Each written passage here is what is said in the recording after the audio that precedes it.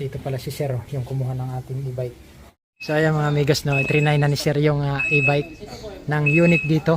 Ayan.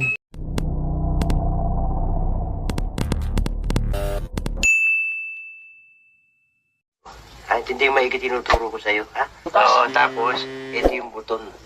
Ipindutin mo yan. Tapos, pindutin mo na ito.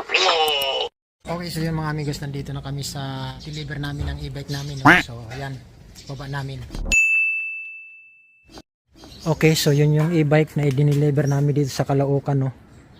Dito sa may Sampaguita Street. Ayan, ibaba namin. Ayan, so ibaba na namin to. Okay? Okay, so yun, nababa na namin yung e-bike na dito, no? Dito unit. So, ilalagay lang namin sa bubong yung handlebar na to. So, yan. So, ayusin pa namin muna. A few minutes later. Okay, so yung mga amigos, nakabit na namin yung ilaw, no? Pati yung handlebar sa taas. Ayan. So, ito pala si Sir, yung kumuha ng ating e-bike. So, kinukunik ni Marvin. Siya medyo may alam dyan. So, ayan, yung ating e-bike na unit dito. So, ito pala yung bahay nila, Sir. Okay. So, ayan mga amigas, no? Trinay na ni Sir yung e-bike ng unit dito. Ayan. So, atras siya. Okay.